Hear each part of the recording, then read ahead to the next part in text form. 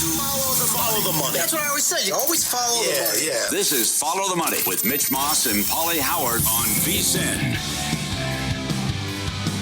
Good to have you on board. Thanks for watching, as always, on YouTube TV, listening on Sirius XM Channel 158, iHeartRadio, TuneIn Radio, or any of our great affiliates across the country. We'll hit more NHL. Dennis Bernstein coming up at the bottom of the hour. Today's Major League Baseball card with some bets in 15 minutes. And right now we go out to the Progressive guest line as Stanford Steve joins the program now. He was at the PGA Championship all weekend long and has it's a teal. It's a beautiful looking teal New York Mets hat on. How are you, pal? Good. Colombian blue. Colombian blue, okay. A little different.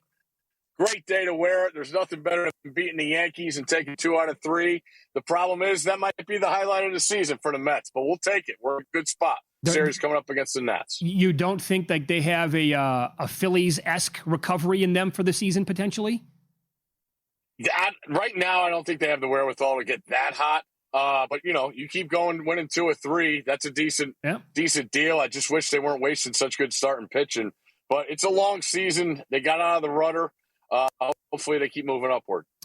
Well, you were at the PGA Championship all weekend, like I said. I thought it was an incredible event on television. I couldn't understand some of the complaining about it. So what? It doesn't have any water. I mean, the leaderboard was unbelievable from the jump, by the way. Thursday all the way through until Rye took off and won.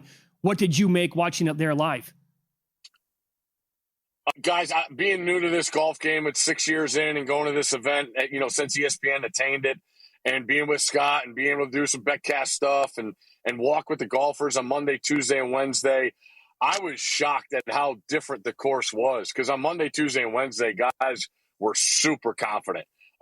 Be straight off the tee, and you could hit your driver a ton there and go in with, wedges and nines and set yourself up for good putts. But what they pin placements and then the wind was a serious fact. Really made these guys, have a lot of head scratching going on. I appreciated it because it put those guys on tilt. I just feel cheated when you're at an event like that, and Philly is such a good sports town. They got cheated a little bit because they're dying there, man. Like, they want to root. They want to yell. They're yelling, "Go Birds," the whole 9 yards. They want everything, and there just wasn't enough birdies. The way the course is set up, there just wasn't that chance for momentum to build birdies and eagles and stuff like that.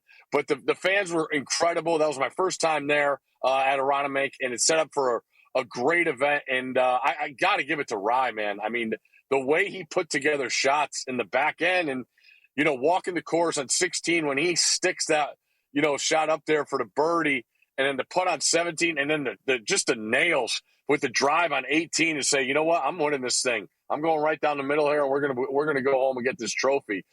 He earned it. And that's what people, a lot of people, the older heads I know want in golf is these guys go out and earn it. And he did that. He made more shots and everybody had plenty. And over the course of 4 days, you got plenty of time to make shots and miss shots.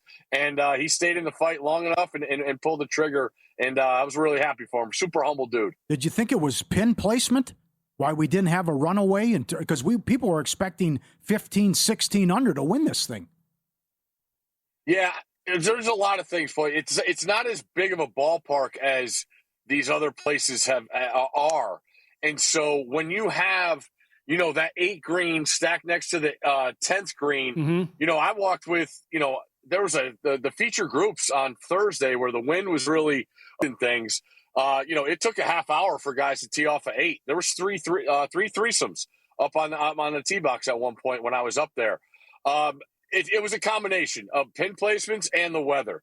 The wind really, you just couldn't factor in with how many slopes there are, whether it's the fairway and how, the slopes and the greens. Guys were frustrated because the greens are enormous, but they couldn't get there. They really were affected with their angles, with the wind. And that's why I think you saw so many guys struggle because there are different perceptions. And the par 3s are all over 200 yards. The par 4s are all over 450. So you got to be straight, and the wind definitely affected those guys. No doubt. So now once Rye wins like that, the cat's out of the bag, and you're not going to get any great value on him. He was 300-1 here at Circa over the weekend. By the way, they wrote 12 tickets, so they killed it with the event here, booking it. So anybody else that you watch up close and personal, you're like, I'm going to circle this guy. He looks awesome. He's You know, he's in a great mood right now. He's confident. I got to circle him for future events here that I want to bet on. Yeah, the slow and forward progress has shown, guys. I really think he's got it. And Shinnecock's a place when I look at with his ball striking, his irons, you know, he switched up putters, and it was a process. I mean, he spent a ton of time watching him practice on greens, like just getting a feel again. But everything else is working. He had a bad Sunday, but I thought he struck the ball really, really well. And, you know, Shinnecock is going to be ball placement and putts. I think you're going to get good odds on there. I don't think, you know, he's not going to be up there with the Rahms and the Justin Thomases and the Cam Youngs, but he's a guy that has proven it. He thrives in those kind of conditions. He's won there. You know, I don't know how that'll affect his odds because he hasn't, you know, really placed well, but he's a guy that has all the goods. He's fully healthy now, talking to him. He's in a great spot, and he loves being back on the tour. And, you know, he doesn't give off a lot of excitement. That's not his style. He keeps a lot of stuff in, but he's there, man. He's on the right path, and he's a name that I've circled for Shinnecock for sure. Okay. Very good. If you see Marty Smith, tell him great job. Can you believe Garrick Higgo, the guy who showed up late to his tee time and said, I was on time, but I was late, and it's hard to define 1 second? Did we lose him? He was going to have a good answer there, too. I know. He was laughing. Yeah. Damn. Of course, he missed the cut by one shot. By one shot. Oh, man. Why would it? Of course, it's going to come down to that. We need that guy to be in the mix in one of these tournaments. I think so. Now that we know him. I hope that we get Stanford Steve back. For all the wrong reasons. There was also a terrific answer yesterday by Justin Thomas that we're going to play a little bit later in the show, because he was a leader in the clubhouse, but we had like 4 hours of golf left. Yeah. So he was asked, like, what do you do? I thought he was in position. So did I, the way it was playing. Everyone was going to come back. Yeah, go ahead. No, I'm just like, so, like, we had 4 hours of golf left. I think it was at least 4 hours. And he just is like, I know what not to do. And he said that I was in this position one time many years ago, and I thought I was out of it. Never even gave it another thought. We're having lunch. I'm 5 beers deep, and like, oh, by the way, you might be in a playoff. Like, what? Oh, wow, that'd be great. Yeah. Oh, I can't remember with one guy, was it the Shambo?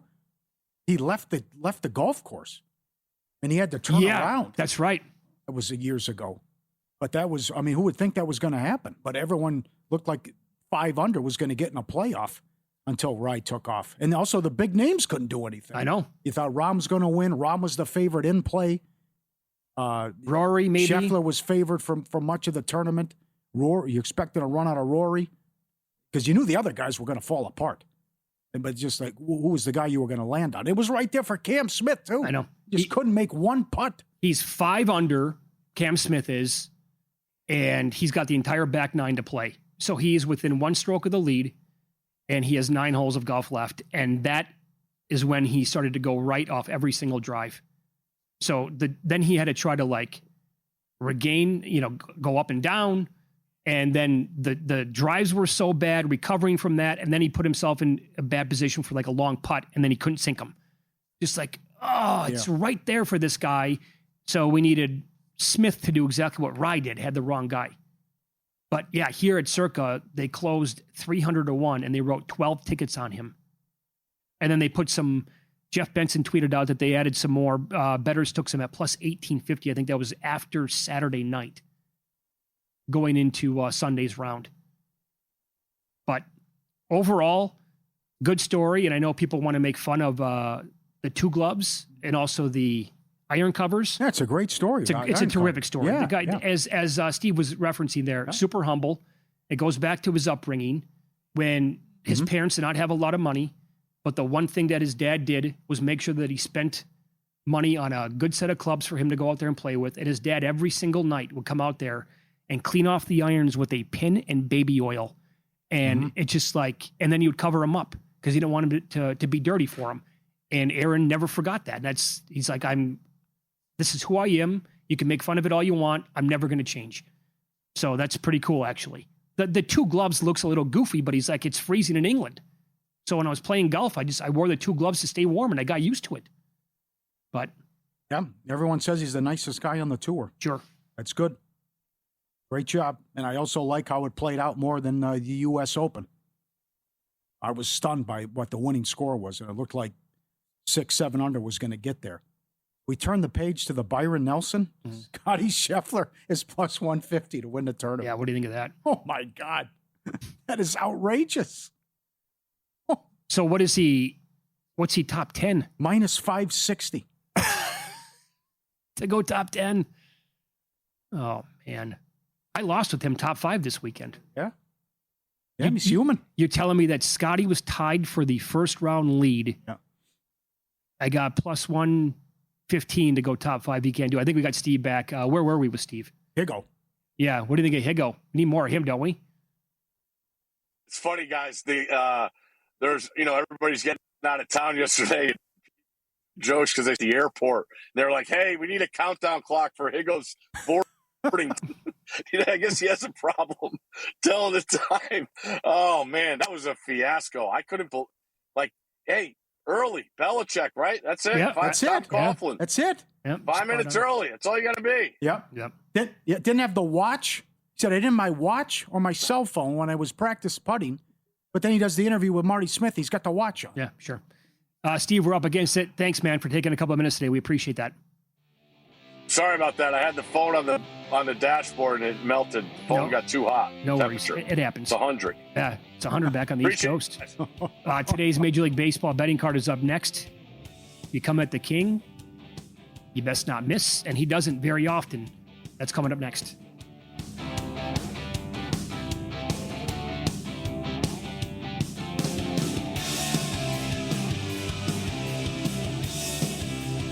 Let me get your attention real quick, podcast listeners. I've got something for you that almost feels too good to be true.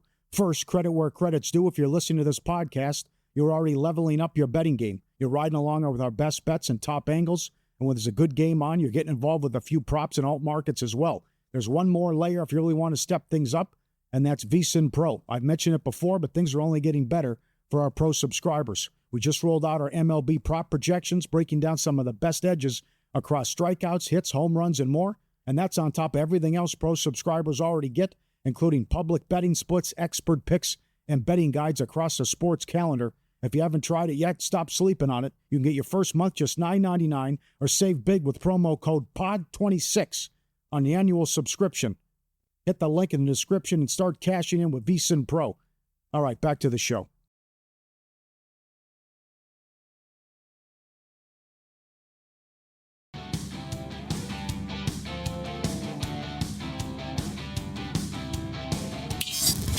This is Follow the Money on VSiN.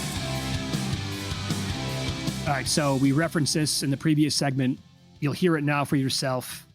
I've done a 180 on Justin Thomas as a result in a good way. And you were done with the guy. I was done, but after I heard this, I was like, okay, much respect here. So again, he is the clubhouse leader yesterday, but we had like 4 or 5, or whatever it was, a lot of golf left, right? So he was asked about being in this position and how do you calm your nerves in this spot? Clubhouse leader, how you're supposed to handle the next hour, 2 hours, 3 hours? I don't know if there's an art. I can tell you how there isn't, because it happened to me one time in Hartford, Connecticut one year. It was actually the same day that Furyk shot 58, I think it was. I shot like 61 or 2, and I finished pretty similar. The leaders were on the middle of the front 9, and I had a buddy that was there out watching me, and we went in the clubhouse, and probably had 4 or 5 beers at lunch, and next thing you know, it's 2.5 hours later, and I'm still the leader in the clubhouse. The wind picked up 15, 20 miles an hour, and the leaders were on 15. And Jimmy was caddying for me at the time. He's at a Subway an hour and a half away. What do we do? And I've never not wanted to be in a playoff before, but I kind of didn't want to be in a playoff then. It wouldn't have been a good situation. So I'm not going to do that. I promise you that. He's an hour and a half away at a Subway. And I'm 5 beers in. How good is that? That's great. Oh, man. Now I'm going to, you know what? I changed my tune. I'm betting Justin Thomas every week moving forward now. I'll tell you what not to do. Tell you, that's good. I got to look that up. I think it was the Shambo, or it's 3 hours away. You better turn around. Yeah. You might be in this. I think you're onto something there, Paul. Oh, man, that's great. All right. So as for betting Major League Baseball tonight, I do have a couple of bets on the board today. One, it's kind of simple. Get off baseball. Join us in the WNBA. Plum over again. We will get there in about a half an hour. Yes. I'm going to be on a WNBA game tonight. Good. After you hear this coach and what he had to say. Yeah. The locker room. A lot of issues already. Yeah. So I'm going to keep it simple again. I've been betting the Rays a lot lately, and they have been cashing quite often. They are tied right now atop the lead for the most wins in the month of May with Philadelphia. Phillies also, what a weekend that was. To go to Pittsburgh and take all three of those games and for Wheeler to shine yet again, and they got to Skeens. Great weekend for the Phillies. But I bet the Rays today at minus 133. Always cheap. Here at Circa, always, right? Power rating not really going up that much on the team now. So it's McClanahan going. 21 inning scoreless streak. Yeah, the numbers on him are super solid to this point. And meanwhile, it's Rogers, who I loved before the season, hasn't really panned out this year. But $1.33 is what I bet in pocket. I had to bet that. It's $1.38 right now at Circa. Absolutely still worth a wager, in my opinion. They've won 7 series in a row. They've won 18 of 22. And in that stretch, the starters have a 1.72 ERA. I think it gets better every day that we talk about them. It does. Incredible story. And they're cheap every single game. Mm-hmm. And it hasn't been good with Rogers, you're right. And they have the 4th worst ERA in baseball. Just going to keep it simple there. I looked at betting the Phillies today. They're hosting the Reds. Not with this guy. That's the rub, right? Yep. Is that Painter is going for Philadelphia. He's got a 6.21 ERA. The FIP is hovering around 5. We might get runs here. It totals 10. It's telling me something. But Lodolo is going for the Reds. His ERA is hovering around 9. He got absolutely lit up in his last start. Sosa in his career against Lodolo, 8 of 18, 4 extra base hits and a home run. And Bohm has good numbers as well overall. Look at that now, by the way. The Phillies down to $1.15 to win the game against the Reds. Market is on Cincinnati in this game. Mm-hmm. I don't want the Phillies, not in this one. Nope. Yeah, you can say the same thing. Everything you're saying about Tampa, you can say about the Braves. And the Marlins are favored at home tonight. Meyer has bad numbers career against Atlanta. Atlanta's on pace to win 110 games.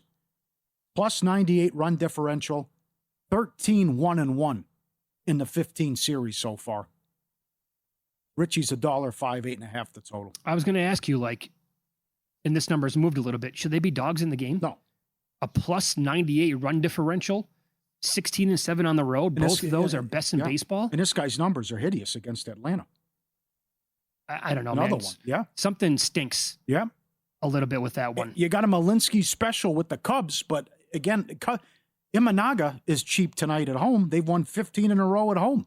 And during that stretch, 6 runs a game. I think he's cheap tonight. Yeah, so this will tell you it's all about pitching matchups, right? Because the Brewers have been playing great ball. They almost swept the Twins over the weekend. Yep. But the reason why they're plus 143 is because it's Sprout going. And on the other side, as you mentioned, Shote's been great. Nothing fishy about his numbers whatsoever. Meanwhile, Sprout's got an ERA hovering around 6. Yeah. So this would be absolutely Cubs or nothing for me. Yep, I'm with you on that one too. Absolutely. And then, so here's what I was talking about, by the way, before the break. It's Ohtani who comes at the king, Michael King. In his career, Shohei Ohtani is 6 of 14, 5 extra base hits, 3 home runs, a 4.29 average. Betts has got 3 home runs off from career too. But this is incredible. I know Humans touched on this last time when he was on with us. They're right there, close. They were in first place, but they have a good record. Tatis doesn't have a home run. He's 1 for his last 19. They moved Merrill up to the leadoff spot. He was hitting 143, and Machado isn't doing anything. Nothing. And they keep winning games as they sweep Seattle. I just imagine what happens when, I know. Imagine when these guys start to hit, what the record's going to be. So full marks to the other guys and the pitching staff, but it's just been a rough go of it lately for Yamamoto too. I thought that would happen out for revenge against the Angels. Number one, the Angels are 5-21 in their last 26, but also they got swept last year by the Angels. So they got some revenge over the weekend. But this one's tough. I would say over 7 though tonight in this one. I will say this about the Padres: they've been striking out a lot lately. I have them for starting pitchers are 9-1 over their K prop last 10 against the Friars. Yamamoto's prop tonight is 6.5. I did not play that one yet, though. I did take a small bet on Seth Lugo today. How about this? Not with his outs prop either, but I went under K's. The reason why, starting pitchers are on an 18-2 under run with their K prop against this Boston lineup. Lugo 4.5. I played under even money against smaller bet there. On this on the year, he's made 9 starts. He's had 5 overs at 4.5 and 4 unders at 4.5. Been a coin flip to that number, but this Red Sox streak is absolutely incredible. Not striking out at all against starting pitchers. And Woods Richardson goes tonight for the Twins. Oh, boy. Absolute fade material. Batting practice. He has a negative 0.5 Fangraphs WAR, an ERA of 7.71. The FIP is 6.5, and he is striking out the same exact amount of batters as he is with the walk. 4.29 Ks per 9, 4.29 walks per 9. That's one horrendous recipe. Mm-hmm. And this total is 9.5 tonight. You can play this probably like earn runs over with him. You could probably play some certain players to have a home run in the game tonight against him as well. But he has been batting practice. And a couple of teams that have been hot with the first 5 streaks. The A's are 14-5-2 in the first 5 in their last 21.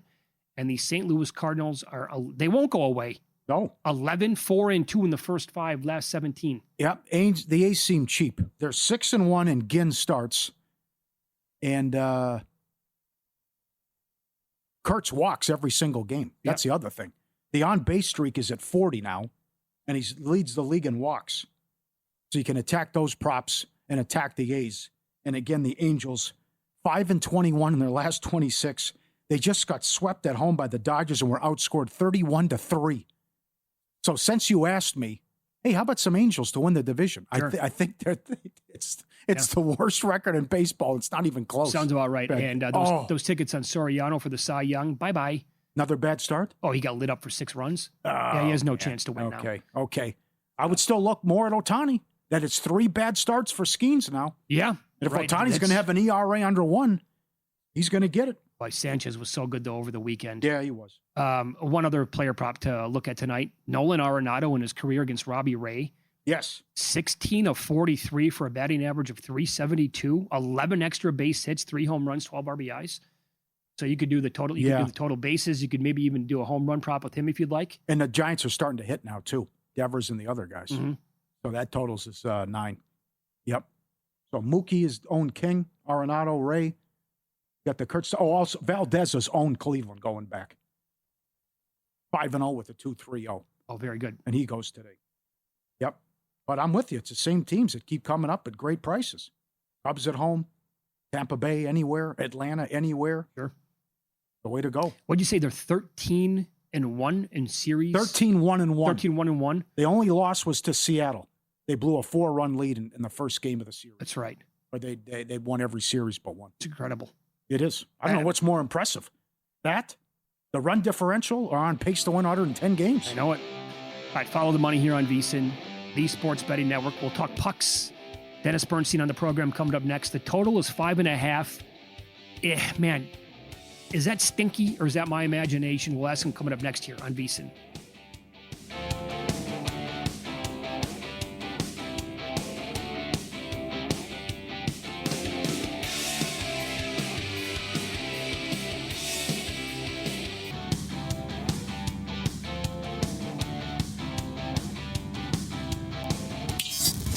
This is Follow the Money on VSiN. More on the hockey game tonight. Game 7 in Buffalo Sabres. $1.17 here at Circa. Total is 5.5. We go out to the Progressive Guest Line. Dennis Bernstein joins the program, longtime friend of the show. TheFourthPeriod.com, SiriusXM NHL, on X at Dennis TFP. What's up, Denny? How are you today? It'll be better than Cleveland, Detroit. I'll tell you that much. Oh, God, please. It's got to be better than last night. Yeah. So let's begin with the total in the game. 5.5. Yep. We're coming off of an 8-3 game, and every game but one has gone over 5.5. Is this number a little stinky to you? No, I'm playing the under because it's game 7, Mitch. Things slow up. Things grind down. I think it's going to look like a game 7 because game 6 didn't look like a game 6, to be honest with you. 8-3 was crazy, right? And you would think, oh, how could you play the under tonight? I can, because I just think things are going to be just so much more tighter. I think the best indication will be the first 10 minutes. If it's nothing after 10, then I'm feeling really good about playing the under. But yeah, I'm going under tonight because I think this is really going to be a more cautious game, a more set type of Game 7 that you usually see in the NHL playoffs. Yeah, I'll agree with that point. But if you get that chaos early, 4 of the first 6 games have seen someone score the first 2 minutes in. And it's also, that's been the crazy thing. And also the penalties and how we look up in every game 10 minutes in, it's 2-1. Yeah, but I think the discipline has to come into play. I think both Marty St. Louis and Lindy Ruff, the one word they're probably using to both their teams is discipline. Like you can't take those penalties. Like Montreal could take those penalties and get out of control because they were up 3-2. Right, so the game was lost. They got out of control. They tried to rally from a deep deficit. They couldn't do it. Tonight, I just think it's different. I think that it's going to be drilled into these teams' heads. You can't take dumb penalties. You can't take high sticking calls. So we'll see if it works. The issue is, Paulie, is they're young teams who haven't been here before. And a lot of these players haven't played in the Game 7. So how much pressure? Who's going to – I know it's cliche. Who's going to seize the moment tonight? I think that's the thing. And I think that Buffalo will find a way at home to get through and face Carolina in the conference final. I want you to expand on that in a second, but one more thing on the total. Sure. At what point will the goalies get yanked tonight if it's 2-1 in the third period? No. Not tonight? You would have to have you'd have to have a replay of what Alex Lyon did in Game 6. Like, you get beat on bad goals. And I think that's the only way. If you get beat and they're good plays, fine. But I don't think you can do what they did in Game 6 where you're pulling both goalies. That was shocking. I don't think it's ever happened this deep in the playoffs where you had 4 goalies playing a game. So I don't think it's going to happen, Mitch. I don't think it's because, again, I think it's going to be a very different script than Game 6 between these two teams. I think he meant how early does the goalie come out? Not bad performance. Oh, to pull the goalie. Yes. Yes. Now it's probably 4 minutes to go. You know, back in the day, it was the minute 30. Yeah, I know. Right, yeah. One I face hate off the this. defensive zone. I hate this. I It's think just they more get it wrong aggressive right now. Yeah. Which if it's a 3-2 game, Mitch, and you're sitting with under 5.5, you're sweating it.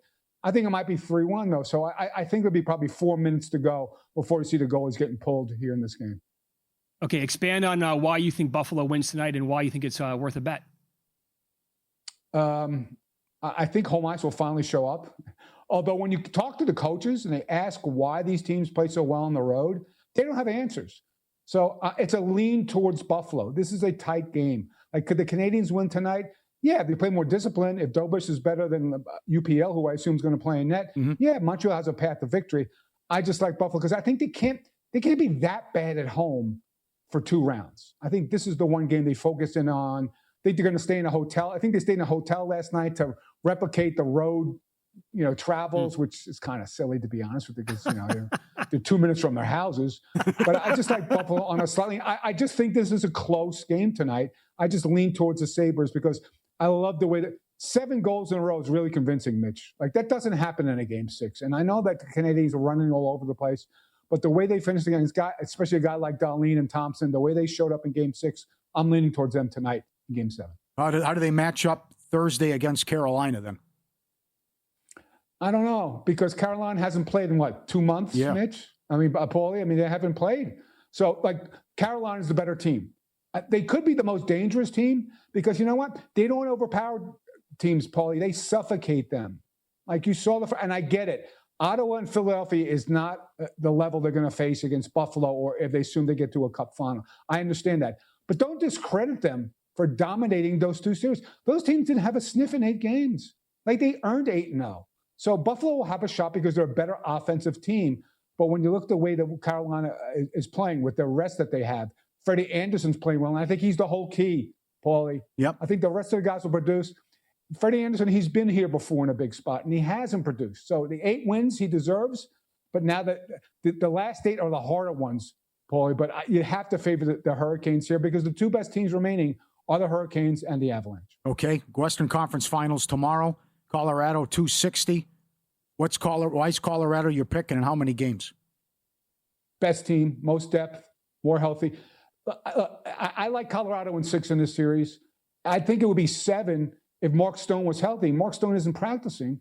And for him to be missing, with all the star power on Colorado, I think that's it. But is Vegas live here? Can they have a shot to win? Absolutely, because I'm not sure about the goaltending now. They pulled out Wedgwood in game 2. Blackwood went in, but he got routed. So, but I do like Colorado. I think they're the best team remaining in the tournament. I like their depth. They can score here, and they have the best player remaining in Nathan McKinnon. So for all those reasons, I like Colorado. Contentious series. It's not a walkover, but I do like the Avalanche. They're the healthier, better team right now. Can anybody not named Nathan McKinnon eventually win the Conn Smythe if the Avalanche are your winners? I don't see it, Mitch. I don't think there's enough. Somebody would have to have a huge 2 rounds here to bypass McKinnon. You think the guy would be Makar, but Makar's banged up in that last round. The week off will probably help him. I don't see it. I don't think anybody's going to go on a huge run for Colorado. Because if they do go and win the next 8 games and win a Stanley Cup, Mitch, you've got to think that McKinnon's involved. So I got to think that he's the one. I wouldn't put a ticket on anybody else at this point if you're playing a Colorado player for the Conn Smythe. People who cover the league said they've never seen what happened after Game 6 in Anaheim. Vegas won. That you couldn't talk to the players and the dressing room was closed. What'd you think of the penalties? A second-round pick and a $100,000 fine to Tortorella. Well, they had to catch a bus, Paulie. That was the problem. If the bus was leaving in 10 minutes. After they won, where were they going? Like, why did the bus have to leave in 10 minutes? Here's the thing. They weren't happy with the McNabb suspension. McNabb hit Poehling, and it was a bad hit, and Poehling got hurt, and that's probably why he got the 1-game suspension. But they thought that it was early in the game when that happened.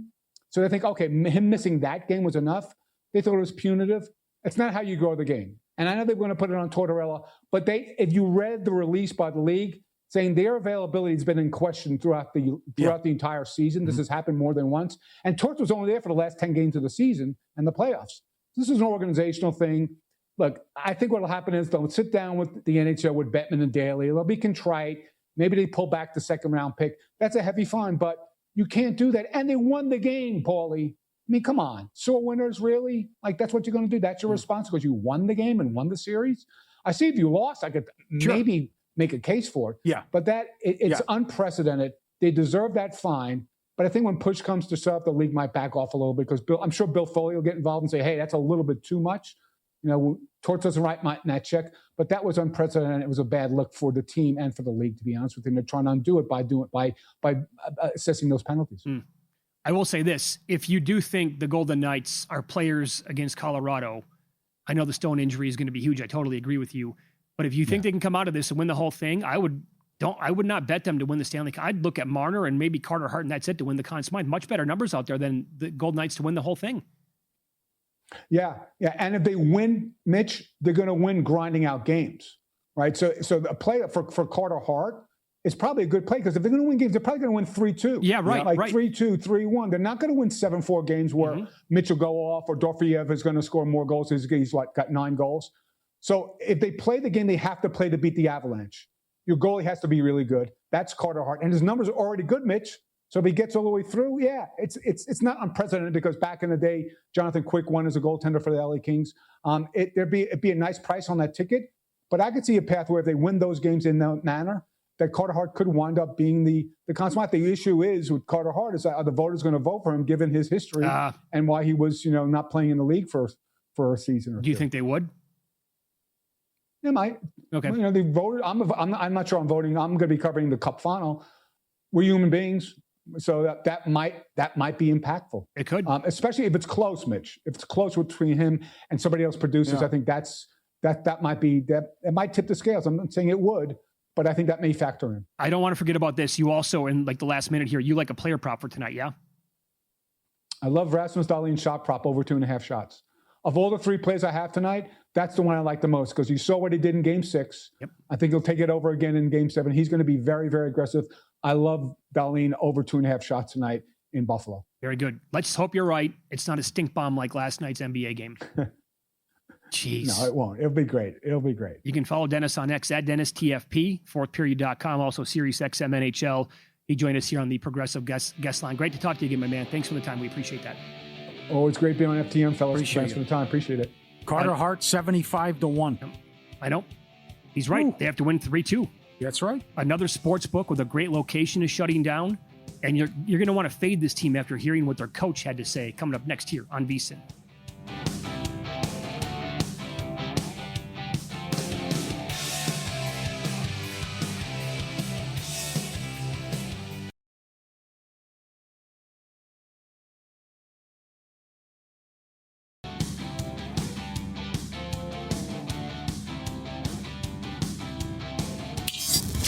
This is Follow the Money on VSiN. Paul, you grew up a big-time Cubs fan from the Midwest. Games are always on WGN. When was the last time? Did you go several times as a kid? I went every year. Did you really? Yep, every summer. Damn. Make the drive, sit in the bleachers, go to Murphy's, Cubby Bear, have a good time. Yep.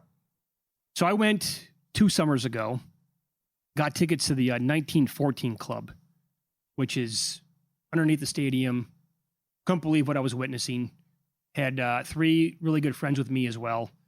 And then we were sitting 5 rows behind the catcher. It was, I'm not exaggerating, it was the best game day experience I've ever had in my entire life at any sport. I was blown away by the entire thing. Game day around Wrigley should be a part of every kid's summer, like when they're growing up.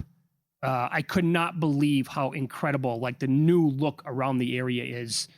And we also went at the time, VSiN was owned by DraftKings, and DraftKings has a massive sports book. You want to talk about a stellar location. It's very difficult to get better than basically adjacent to Wrigley Field. Huge property, tons of TVs, a zillion kiosks, I don't know, 100 beers on draft, really good menu as well. It was outstanding. We went there, 3 hours before the game started. I wouldn't recognize it if I would go now. Probably not. With the incredible job the family's done, changing it around there. I was legitimately blown away at the DraftKings Sportsbook location. Can't get better than that.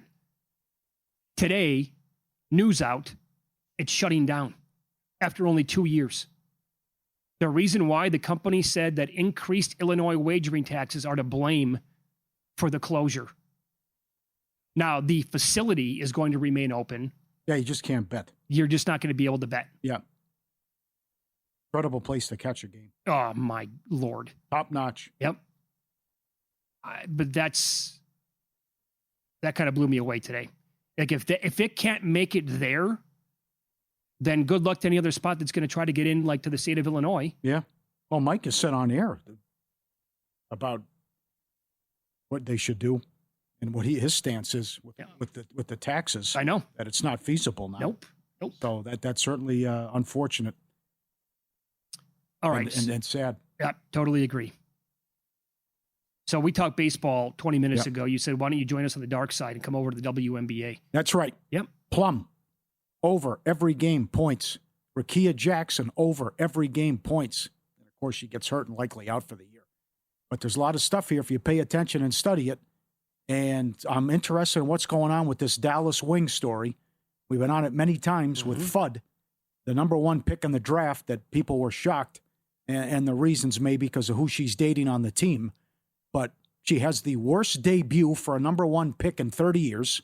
She doesn't play in the second game. She scores 8 points in the third game. And then also the history where she's had a couple knee injuries. And then it's also, what's the real reason that you selected her so high? And former players and media analysts are saying, I cannot believe the number 1 pick in the draft doesn't even start. Yeah. That blows my mind. Typically, the number 1 pick in the draft for the WNBA turns out to be like a superstar player. What is it, all but one going back several years?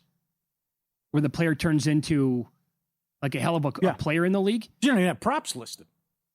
Not even available. You don't even know how long she's going to play. And to come out in the first game and score 3 points in 17 minutes, and then it's just stunning. And then she doesn't play the next game. And is it an injury? Was it? Yeah. And then, but this Fernandez won't give you anything. I'm not talking about minutes this early into the season. I'm not getting into any of that stuff. And so this guy's a prickly pear to begin with. So it's unfortunate. I wanted them to play over the weekend because after their last game, he did actually have some, I would say, alarming comments about what's going on in the locker room. Now maybe they've settled down a little bit for tonight's game, but they're laying 4.5 at DraftKings. Check that at FanDuel right now, the total of 171.5 against the Mystics.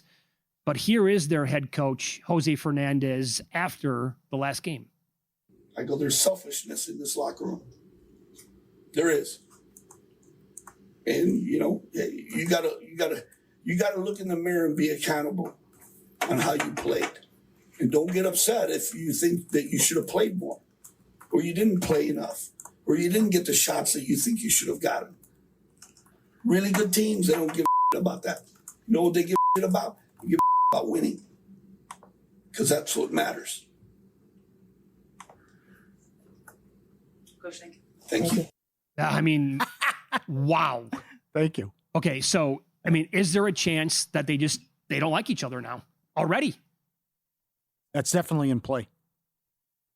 And my speculation is, are the veterans okay with this, or does it bother them?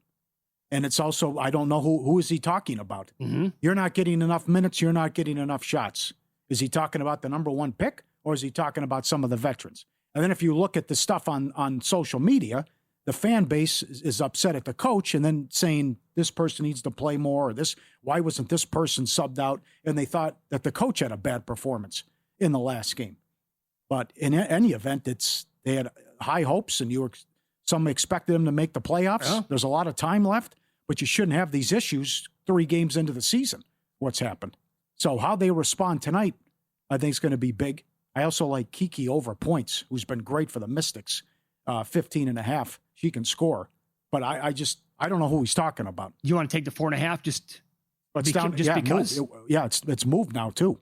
Yeah, Down to 3.5 at DK. But you got turmoil already in the locker room. Already? And this guy coming out with, why are you complaining about this? Or why you? So maybe it's probably the veterans upset at the younger players. Very But well also, could be. That's the angle that I'm thinking. right, Yeah. right. But I don't know who he's talking about with maybe it's veterans and FUD talking about it. But just what we know is the questionable decision to take her number 1 overall. And then once you did that, it goes back to the whispers of, well, you took her because she's dating Paige. And she didn't go. The other thing that makes us look bad is the girl who went number 2 is killing it. Of course. From Minnesota, what she's doing. I mean, you tell me how you think that's going to go over. She keeps playing well, and they win games, and they're struggling, but this is nuts. I mean, this cannot happen.